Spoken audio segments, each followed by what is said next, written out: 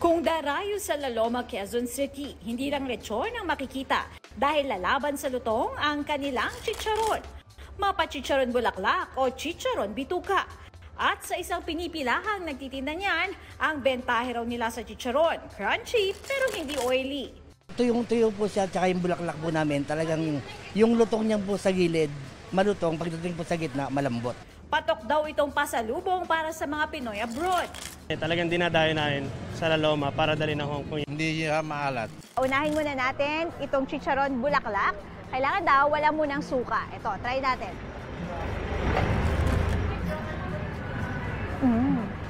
Ang sarap. Tama yung sinabi ni Kuya, talagang crunchy on the outside and juicy on the inside. At yun naman, susubukan natin with suka. Iba rin pag may suka, parang mas nalalasap mo yung chicharon. Ngayon naman, itong chicharon bituka. Subukan naman natin muna with suka. Ayan.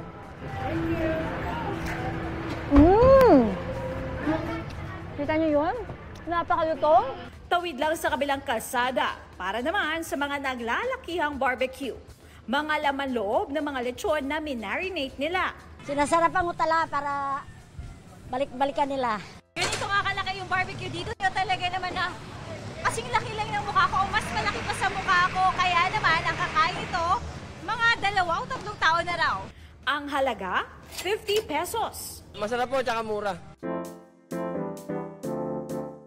Konting lakad pa, patungo naman sa Blumentritt sa Maynila. May pinipilahan ditong kainan na Persian food ang specialty. Authentic na, vegetarian pa siya.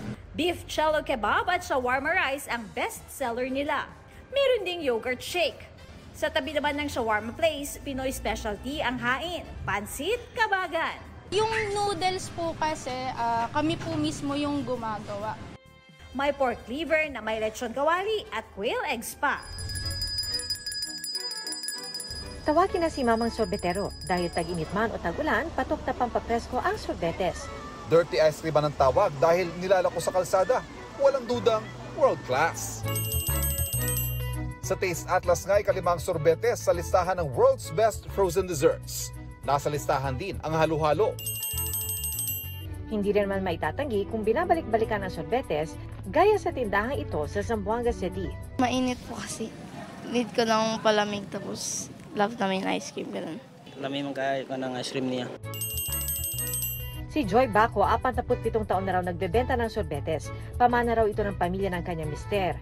Mano-mano pa ang paggawa nila ng sorbetes. Matapos pakuluan sa tubig ang whole milk, gata ng nyog at asukal, magdamag itong palalamigin sa loob ng stainless ice cream container habang nakababad sa tubig na may yelo at asin. Ang nagpapa-espesyal sa kanilang ice cream, mga inihahalong fresh fruits gaya ng mangga, avocado, durian at iba pa. Mga kapuso, manatili nakatutok sa balita anumang oras. Mag-subscribe sa GMA Integrated News sa YouTube. At sa mga kapuso abroad, samahan nyo kami sa GMA Pinoy TV at sa www.gmanews.tv.